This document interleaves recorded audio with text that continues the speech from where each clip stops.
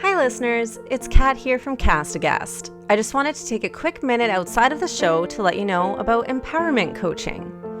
I know this is probably confusing a lot of people right now.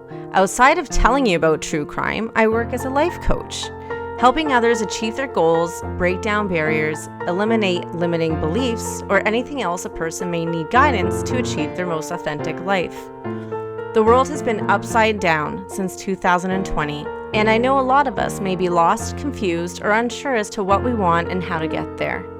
If you think speaking with a life coach may help you, please feel free to contact me at alteregowellness@outlook.com or at alteregowell on Instagram.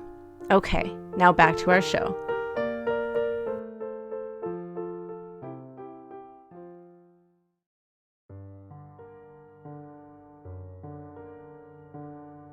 Hey, you glorious, glorious individuals.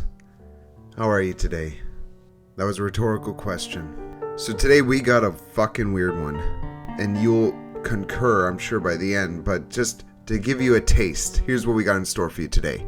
We got a tree fucker, eating squirrels, Dairy Queen in Colorado.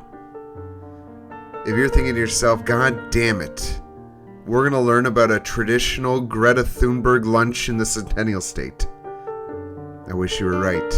Nope, today we are going to be talking about Matthew Hoffman and his House of Leaves.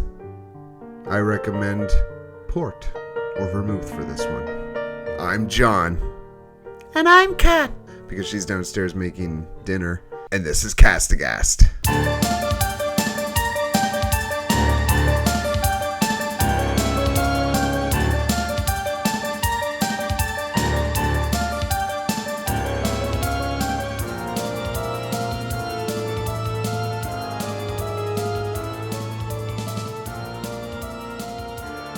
Everyone.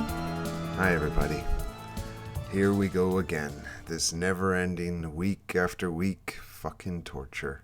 Well, you're the one that wanted to start a podcast. No, you were the one who wanted to start a fucking podcast. Get your cold hand off me. I said I would love to have a true crime podcast, and you just invited yourself into it. You asked me to join so that you have someone to bounce this off of. Never. Lies you guys are listening to. Lies. No, not lies. Not lies. Why don't you give us our disclaimer? What's in this one? Just keep it general. All right. Listen, folks. Here at Aghast, we hate murderers and rapists and criminals and assholes and people who make it easier for them to live and do the things that they do. And so we make fun of them here. And we're proud of that. And if you don't like a lighter touch if you don't care much for making fun of criminals, and you don't care much for having a lighter touch to true crime, then fuck off. For the rest of you, let's delve into another goddamn depressing episode of Aghast, and I'll let you know when to take the shots. Thank you, everyone. Well, I hope you guys don't find our episodes depressing and think, oh, God, here But comes... why does anyone listen to true crime? What do you feel when you listen to true crime? 'Cause I know how you feel. You come over to me when I'm done 8 hours of work and you're like, John, I have to tell you about this thing. Then I got to sit there for 45 minutes while making fucking craft dinner, hearing about how someone ate a child and like fucking wore his skin. You know, it's okay, fair enough. And no one responded to the Amber Alert. Like it's so fucking depressing. Like you're like, it was a 2-hour long podcast. Who the fuck listened to that? And you listened to it in the goddamn bath. Like I'm gonna clean my vagina and then I'm gonna listen to some nice people dying. They don't even get to clean their vaginas now because they're dead. Awful. You're an awful person. Thank you for that. Are you ready? Are you guys ready? Are you ready for this motherfucking shit, this mayhem? Okay. Here we go. Let's get on with the goddamn show. Okay. Matthew Hoffman was born November 1st, 1980 in Mount Vernon, Virginia. Millennial. That's an elder millennial, by the way. There isn't too much reported or documented about his childhood, but he was known as your average guy that all of a sudden started displaying strange and erratic behavior in his 20s. Matthew developed a love for trees. And this one... Oh my God, is this the story of fucking Greta Thunberg? This went beyond the hippy-dippy tree-hugging kind of love, though. He was a dendrophiliac, which is described as someone who has a love of trees. It presents as a sincere respect for trees or a desire to protect and care for them. Some dendrophiliacs will even have a sexual attraction with trees. Oh man, the bark on that birch. That would hurt. It's like the girl from Evil Dead. No, not Evil Dead. The one who's like... Oh, Molly Shannon. Molly Shannon, yeah. Yes, What was that? Superstar. Holy fuck. That's aging us. Yeah, we're also elder millennials. Maybe he saw that. Yeah. That was around that would have been our teens, I think, Superstar. Yeah. So by the time he hit his 20s, he's like, you know what? Molly Shannon had a point there. You know, the gnarled bark on a spruce really turns me on. I can feel my testicles moving. Matthew did... I'm going to give that wood some wood. Good one. Create a fire. Matthew did work as a tree trimmer briefly, but was fired for being unreliable. I feel like that's like an oxymoron. Like you have a love of trees, but then you become a tree trimmer. I feel like an analogy would be someone who like waxes people's private parts. Oh my God. you know, like they love what they do, but like some, you're not attracted to all trees, just some trees. Maybe. Like, oh, that was a nice dick that I waxed. He was also in a relationship with a woman, but that had ended, and it was then that his neighbors started reporting his strange behavior. He intentionally turned off the power to his house and would be spotted perched up in the trees on his property and would often hunt for his most favorite meal, squirrels. Oh my God, this is crazy. Does he turn into a real sick Geppetto? Like he makes like a fucking lover out of wood?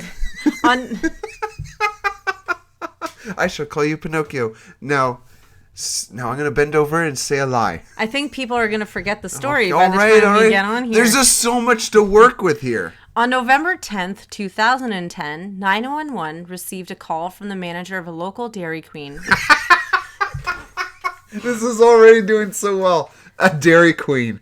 Reporting that her coworker, 32-year-old Tina Herman, had not shown up for work. Uh-oh. Which was completely out of character for the single mother of two. Oh, fuck. It had to be a single mother of two. Police went to her house, which was in complete darkness, no lights or anything on inside. They knocked, and when met with no answer, they just assumed that she and her kids just went out of town or something like that. However, alarm bells rang when the very next day, Tina's neighbor and close friend, Stephanie Spring, was also reported missing by her boyfriend. It was also reported that Tina's 13-year-old daughter, Sarah, and 11-year-old son, Cody, did not show up to school. Oh, for fuck's sakes. This is going to be bad. The Dairy Queen manager decided to head over to Tina's house to check on her. When she got in through the front door, she was immediately met with a horrific and terrifying scene. That is a pretty bold manager. Yeah. Like my manager would definitely not fucking... He would send a couple emails and then there'll be like, you're abandoning your job. I think mine And then would. I get an email from HR. That's my guess. They would never even call. I think my manager would. Well, he's a fucking creep and a fat ass. There was blood everywhere. Pools of blood, drag marks, spatters. It was like a horror movie. The bathroom and bathtub was also completely blood covered, as if bodies may have been dismembered there. Jesus fucking Christ. Oh, I wonder if they were dismembered now. Now, that's just me putting that in there, but usually when you see bathtubs, like we all saw The Sopranos with Ralphie's scene. No, spoiler alert, but like you said, the show was from the 90s, so... So if you haven't seen The Sopranos yet, you must be a Zoomer. Get on it. Tina's boyfriend was questioned, but was quickly cleared due to his solid alibi of being at work. The search for Tina, her 2 children, and Stephanie Spring began. When investigating the crime scene, police located tarps and Walmart bags in Tina's garage. Thinking this could have been purchased by the killer, they went to the local Walmart to review store surveillance and located a man purchasing the items found in the garage a little after midnight on a Wednesday. I feel like, to be perfectly honest, Walmart should submit security footage of anyone who shops there after midnight. Also, you hear this all the time. A person comes in at 2 a.m. They're purchasing an axe, a saw blade, and a duffel bag. Tarps, duct tape, lye. Lye. I just need a bucket of lye. They then turned to the parking lot surveillance to locate this man's vehicle. They learned this man was 30-year-old Matthew Hoffman. He lived less than half a mile from Tina's home. Matthew did have a shady past. Is this Matt Hoffman, like the famous skateboarder? No, that was Tony Hawk. Matt Hoffman was like the BMXer. Oh, that's right. It's the same Matt Hoffman? Yes, exactly the same. The BMX killer. I'm dripping with sarcasm here. Well, we might confuse the fucking listeners. Matthew did have a shady past and was previously convicted of theft, burglary, and arson after he had set a condominium complex on fire to cover up a burglary and robbery in Colorado. He was sentenced to 8 years in prison for that. Can we clarify? I'm sorry, but what's the difference between theft and burglary and robbery? Police obtained a no-knock warrant on November 15th. The SWAT burst into his home just after sunrise and apprehended Matthew. He was sitting on his couch, completely slack-jawed when they came in. What police burst into was Matthew's living conditions. His home was filled with tons and tons of leaves. There was also bags upon bags of leaves stuffed into his walls that almost looked like he used them for insulation. Holy fuck. That is a lot of leaves. After apprehending Matthew, they began searching the house for the victims. They turned up nothing until they reached the basement. Now, I do want to say that they treated this very carefully because with the amount of leaves that were in this home, anybody could have been under them. So the police really did a great job at searching this house diligently but carefully. So they turned up nothing until they reached the basement. They found 13-year-old Sarah bound and gagged on a bed of leaves. After clearing the home, they did not locate any of the other victims. When being questioned by police, Matthew Hoffman did not speak a word. He just sat there. It's honestly the most infuriating thing to watch. Like, you can watch his questioning on YouTube, which we'll link in our show notes, obviously. And he just sits there. Like, you were talking about Superstar earlier, but he just sits there with his arms crossed, like his hands in his armpits, just looking like so casual and like a total fucking asshole. Oh, really? Yeah. It almost reminds me of Mr. In-Between when the police show up at his door. I don't answer questions. And Mrs. So-and-so said that you verbally assaulted her. I don't answer questions.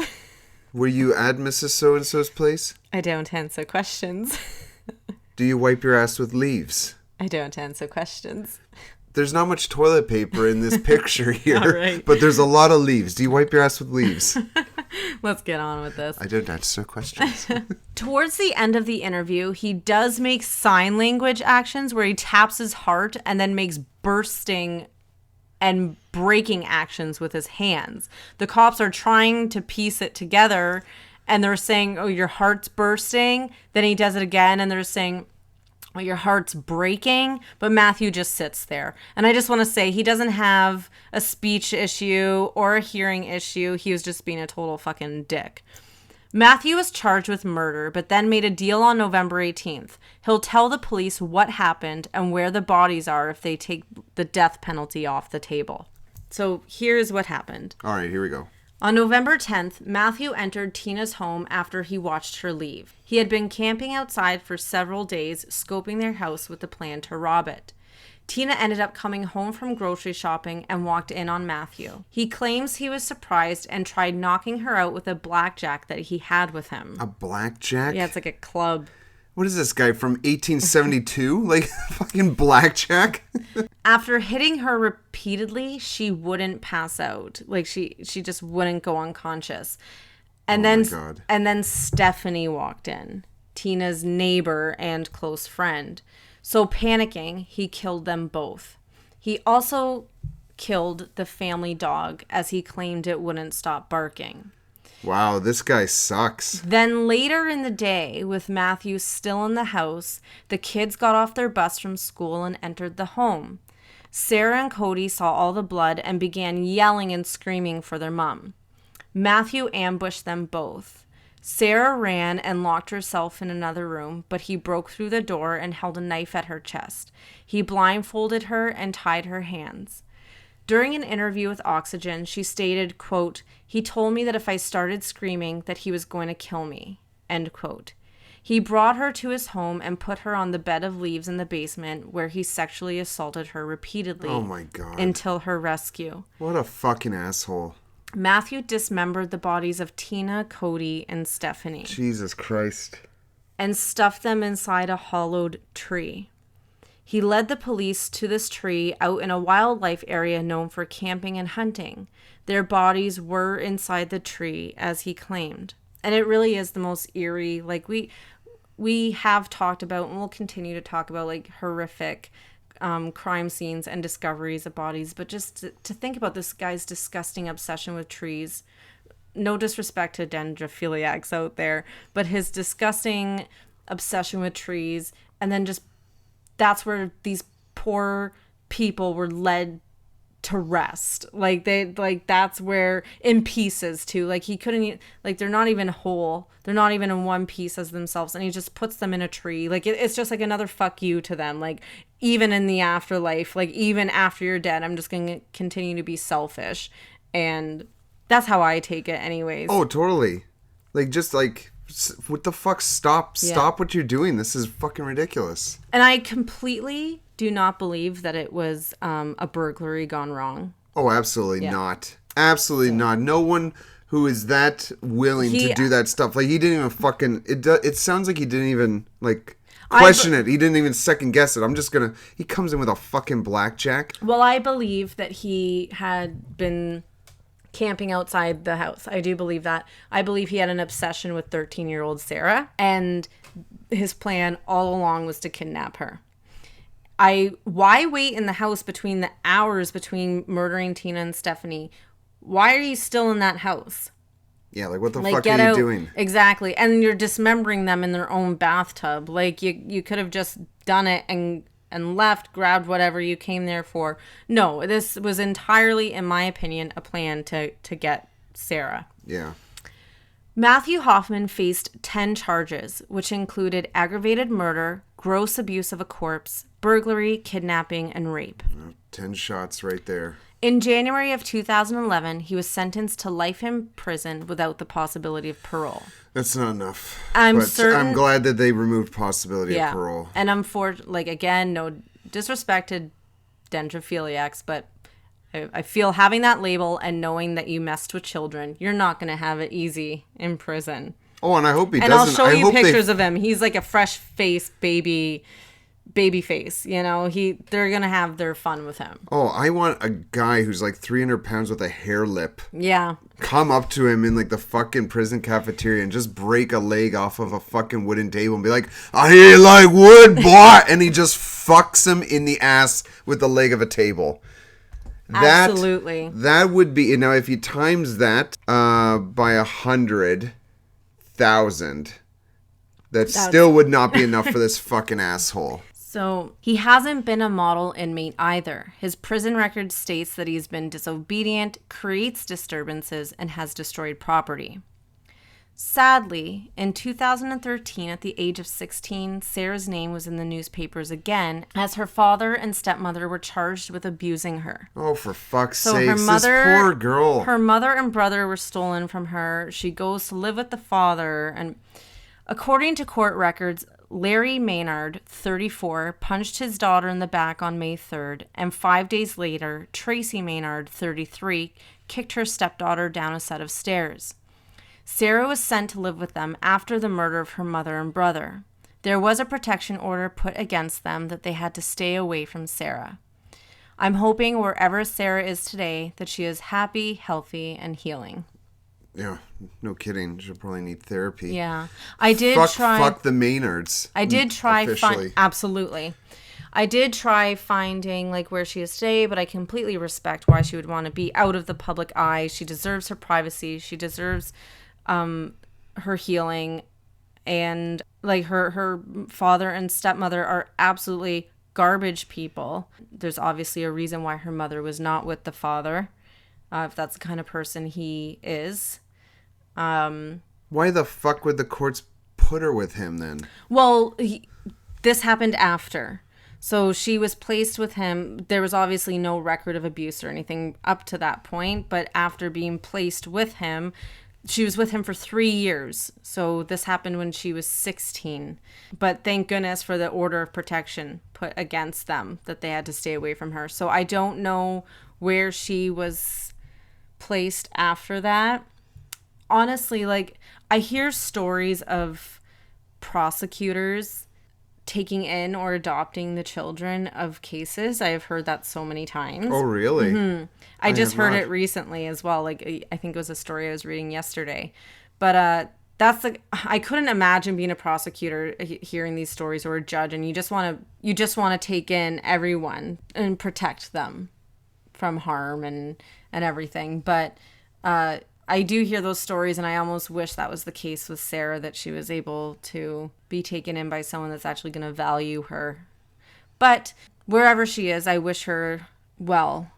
And, yeah. And I hope she is on the road to healing. Yeah. And moving forward. That's the most important thing. Second most important thing is that these assholes fucking live a life of pain and misery and die painfully. Yes. Fucking assholes. Who the fuck does that? And they're like in their 30s, these Maynards. Yeah. Yeah, like, 30, they're our age, like, 33 and 34. Fucking disgusting. Mm-hmm. So that is... That's the actual guy? That's Matt Hoffman. Yeah, Matthew Hoffman.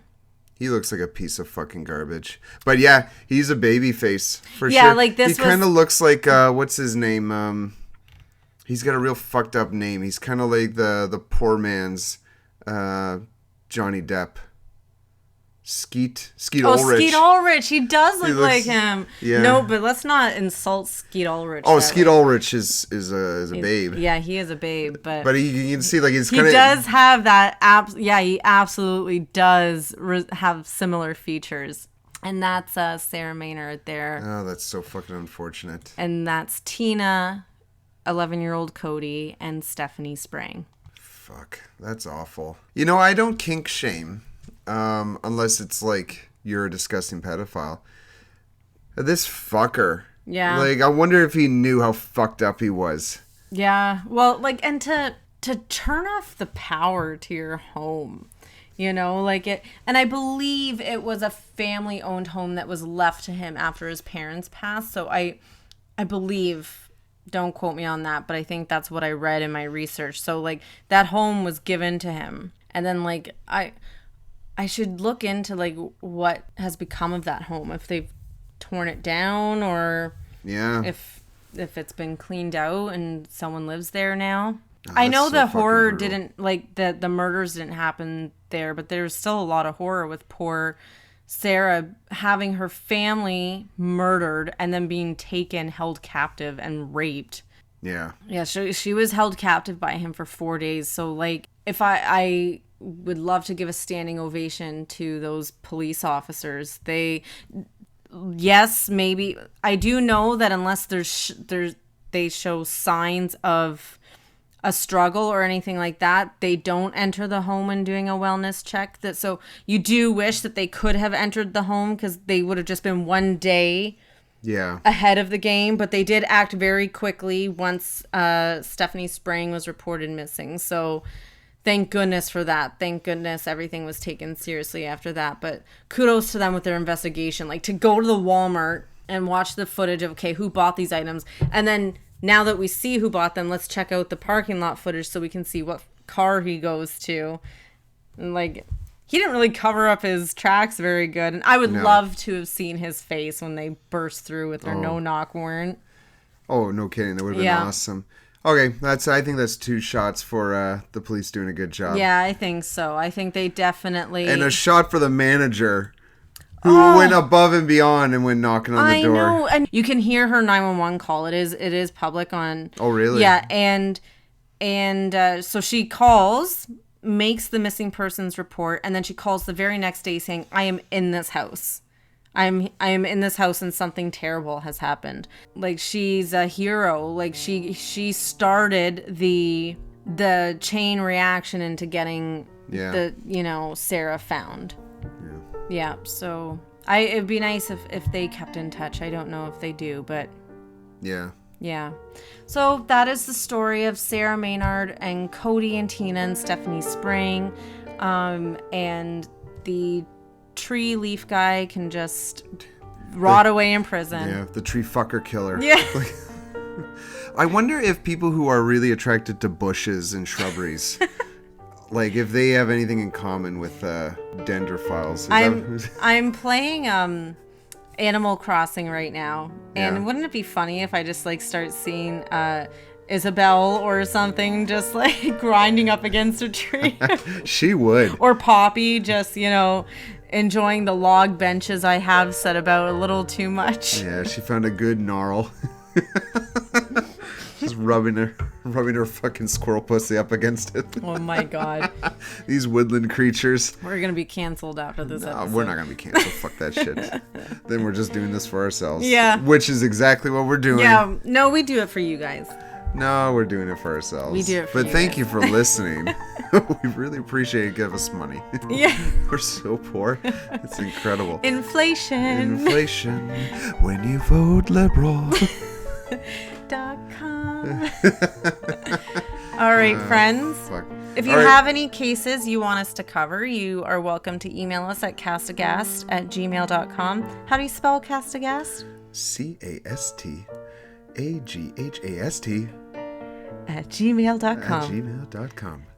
Don't fuck a tree. And remember, there's a silent H. Yeah, there's a silent H. All right, guys. It's Why are you saying guys? Use a gender neutral term. How dare you? All right, fellas. All right, you crazy cats and kittens. Oh man. All right, get out there, finish your drink, go hug a tree, just not too tightly, and enjoy your the rest of your week. Thanks again for listening. Thank you.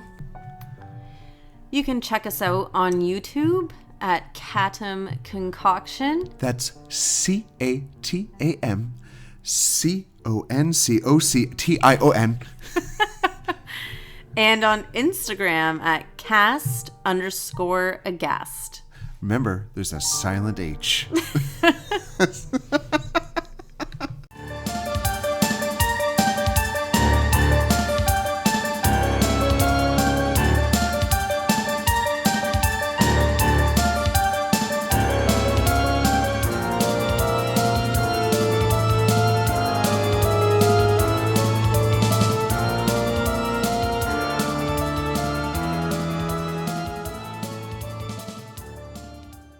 Leaves. Piles. Leaf piles. Life piles multiple feet high is the sentence she wrote. Okay, stop. Leaf piles. Sorry. Today, we're talking about... No, take that out. No, I won't. When investigating the crime scene, police located tarps and Walmart bags in Tina's garage. Thinking this could have been purchased by the killer. Oh, sorry. Thinking? Tina's garage. Okay. Thinking this could be da. They went to the local Walmart. He had been camping outside for... He claims he was surprised and tried knocking her out with a black chat. Police obtained a no-knock warrant on November 15th. You misspelled obtained. I know. Police obtained. Okay, thank you. Abandonated? Abandonated. Okay, can we get through this? What did they say on 90 Day Fiancé? Abandonated. Oh. Police obtained a no-knock... I'm in a good mood. I'm drinking wine, folks.